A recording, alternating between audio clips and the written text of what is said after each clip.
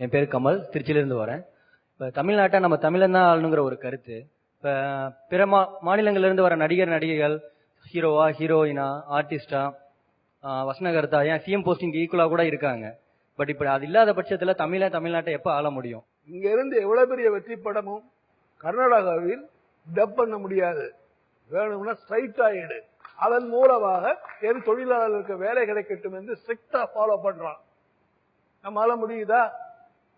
டிவியை ஓபன் பண்ணீங்கன்னா ஒரு நாளைக்கு 40 டப்பிங் சேனல், 40 எபிசோடுக்கு மேல். எல்லா வடநாட்டுல இருந்த ஏதோ சீப்பா கிடைக்குதா என்னன்னு தெரியல, எல்லா டிவிலையும் அதான் போடுறான். கர்நாடகாவில் போட முடியாது.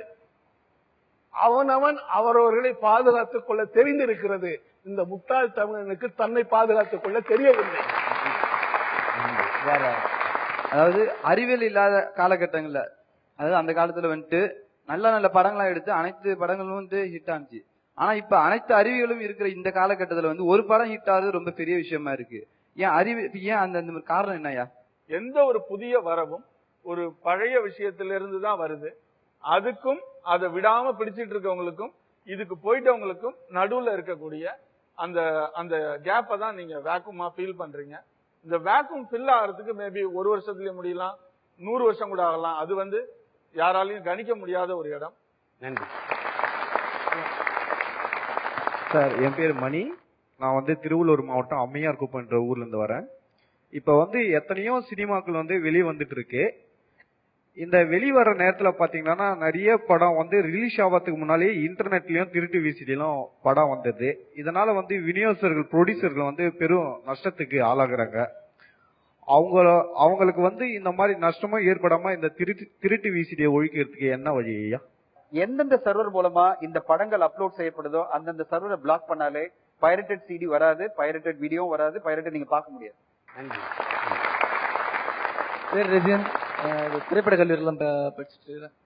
இப்ப இருக்கிற சூழ்நிலையில ஒரு திரைப்படத்தை எடுத்து வெளியிடுவதற்கு எந்த மாதிரியான சவால்களை சந்திக்க வேண்டியிருக்கு? முன்னாடி வந்து தமிழ் சினிமா பார்த்தது ஒரு 60ல இருந்து 80 சினிமா, 52 வாரம் இருக்கு. இன்னைக்கு நம்ம பாக்குறது 160ல இருந்து 200 சினிமா, அதே 52 வாரம் தான் இருக்கு. அதுதான் ப்ராப்ளம் நான் சொல்லுவேன். ஏன்னா 52 வாரத்துல 60 சினிமா வரும்போது வாரத்துல ஒரு படம். அதனால மக்களுக்கு அந்த வாரம் அந்த படம் போய் பார்க்கணும்ன்ற ஒரு எண்ணம் இருக்கும். ஏன்னா நம்மளுக்கு லீவுன்னு சொல்றதே சனி ஞாயிறு, சனிக்கிழமை ஈவினிங்ல இருந்து ஞாயிற்றுக்கிழமை மட்டும்தான். எல்லாரும் திங்கட்கிழமை வேலைக்கு போனோம். இருக்கிற 2 நாள்ல நான் 4 படம் எப்படி பார்ப்பேன்? சோ இதுதான் இன்னைக்கு இருக்கிற பிரச்சனை. ஐயா நம்ம சொல்லுங்க, இந்த நூற்றாண்டு கால திரைப்படத்துறையில நம்ம சாதிச்சது என்ன, இனி சாதிக்க வேண்டியது என்ன? சாதிச்சது நான் சொல்லுவேன், ஒரு ரீசெண்ட் கடந்த ஒரு 2 மாதம் முன்னாடி வந்த ஒரு படத்தை பத்தி நான் சொல்லுவேன். இந்திய சினிமால சென்னை எக்ஸ்பிரஸ், நம்ம ஊர் பெயர் வச்ச ஒரு படம், ஹிந்தியில எடுக்கப்பட்ட படம். ஒரு தமிழும் இந்தியும் கலந்த ஒரு படம் உலக லெவல்ல மிகப்பெரிய சாதனை பண்ணி இன்னைக்கு இந்திய லெவல்ல ஒரு மிகப்பெரிய பிசினஸ் அப்படின்னா அந்த படம் தான் ரீச் ஆயிருக்கு. அந்த படம் வெளியான போது நான் ஒண்ணே சொன்னேன், இந்த படத்தினால, அந்த படத்தை வெளியிட்டது எங்க கம்பெனி யூடிவில தான். அந்த படம் வெளியான போது நான் ஒண்ணே சொன்னேன், இதனால தமிழ் வந்து உலக லெவல்ல ரீச் ஆகுது இன்னும்.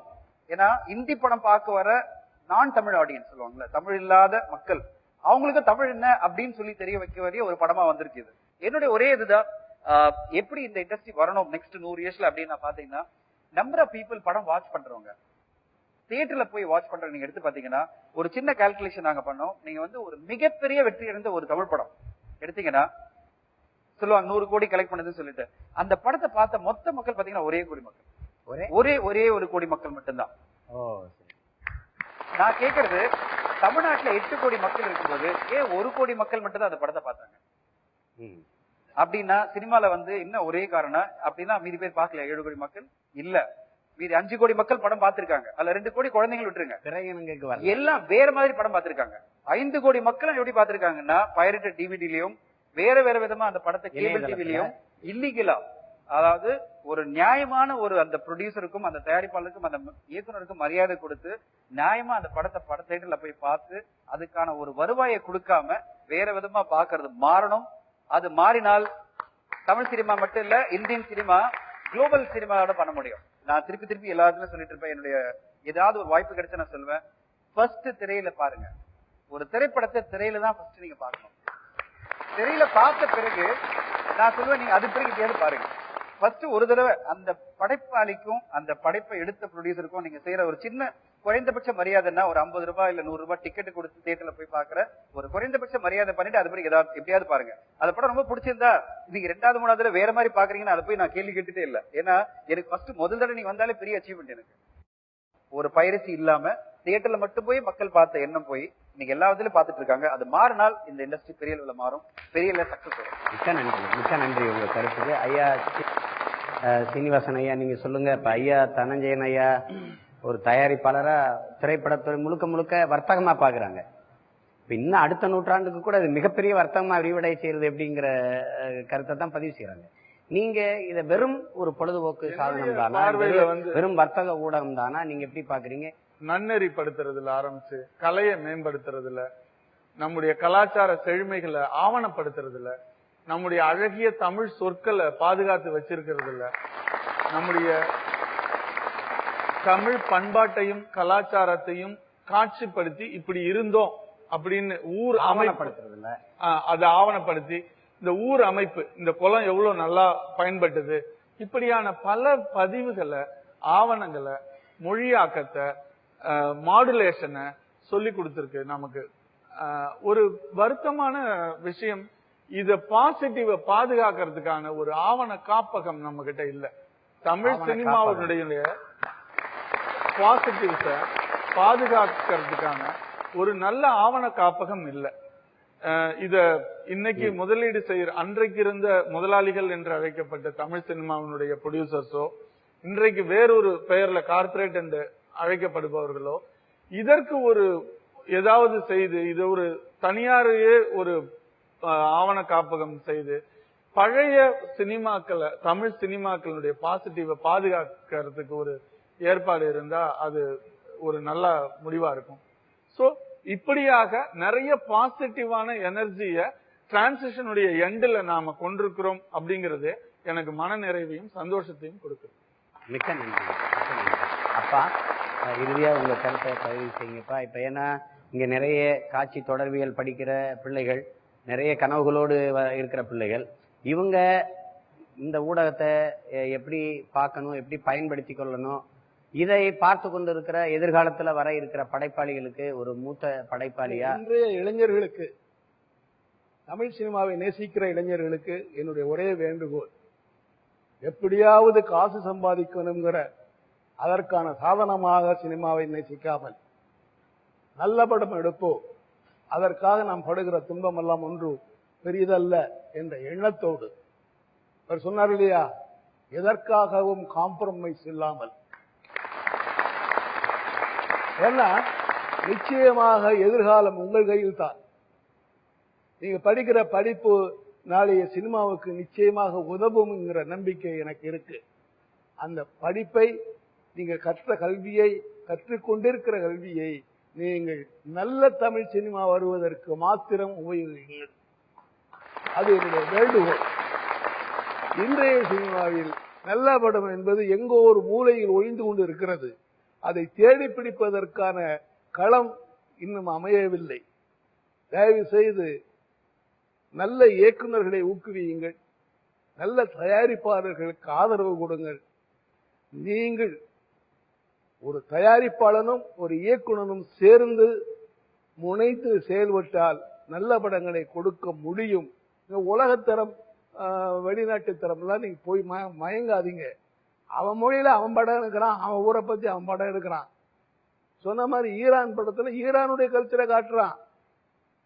நீ தமிழ் கல்ச்சரை காட்டுப்பா, அதுலயே நல்ல படங்கள்லாம் வரும்.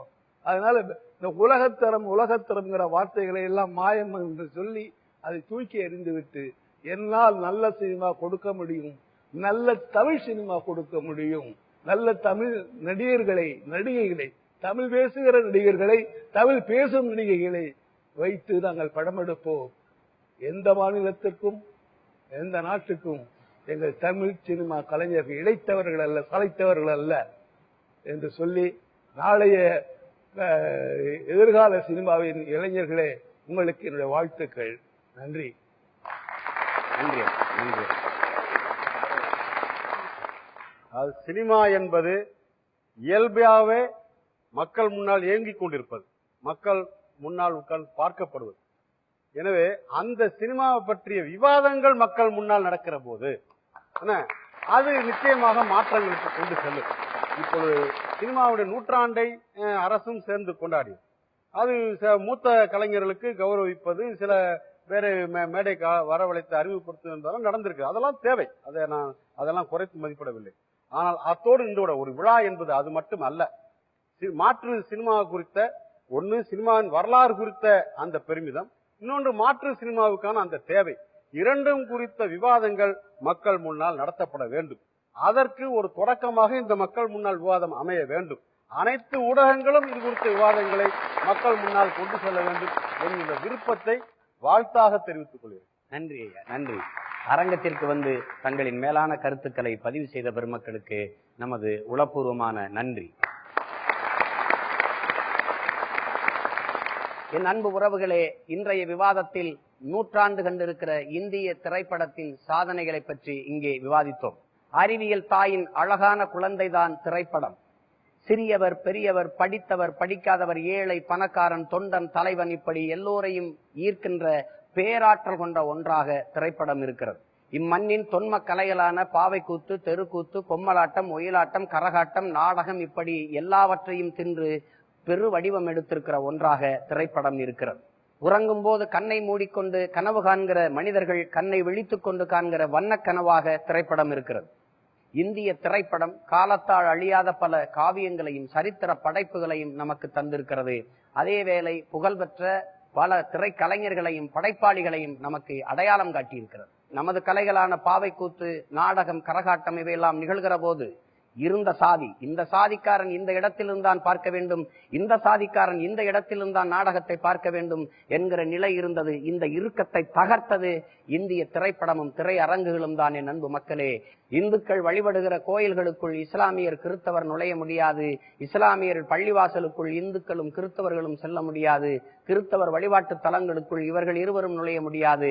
ஆனால் மூவரும் மகிழ்வோடு ஒன்றாக நுழைய முடியுமானால் அது திரையரங்குகளில் மட்டும்தான். என் அன்பு மக்களே, கோயில்கள், பள்ளிவாசல்கள், தேவாலயங்கள் சாதிக்காத சமத்துவத்தை சாதித்தது திரையரங்குகள் தான். என் அன்பு மக்களே, இந்திய நூற்றாண்டு திரைப்படத்தின் சாதனைகளில் மகத்தான சாதனை இதுதான். என் அன்பு உறவுகளே, கலை இலக்கிய பண்பாட்டு மரபுகளை பாதுகாக்கிற ஆவணமாக இந்திய திரைப்படம் இருக்கிறது. பருவ கிளர்ச்சிகளை தூண்டிவிட்டு கீழான உணர்ச்சியை உசிப்பிவிட்டு பணம் பறிக்கிற வர்த்தக ஊடகமாக இல்லாமல், கண்வழியே போதையேற்றுகிற ஒரு சாராய கடையாக இல்லாமல், இந்த மண்ணின் மக்களின் மொழி, கலை, இலக்கியம், பண்பாட்டு விழுமியங்களை பாதுகாக்கிற பேராவணமாக, ஒரு மாலை நேர கல்லூரியாக, அழகிய நூலகமாக திரைப்படமும் திரையரங்குகளும் இருக்க வேண்டும் என்பதுதான் நம் எல்லோரின் பெருங்கனவு. ஒரு நூற்றாண்டு கடந்து அடுத்த நூற்றாண்டில் அடியெடுத்து வைக்கிற இந்திய திரைப்படம் இதை சாதிக்கும் என்ற நம்பிக்கையோடு மீண்டும் இன்னும் ஒரு விவாதத்தில் உங்களோடு இணைகிற வரை உங்கள் அனைவருக்கும் எனது புரட்சிகரமான வாழ்த்துக்களும் வணக்கமும். மக்கள் முன்னால்.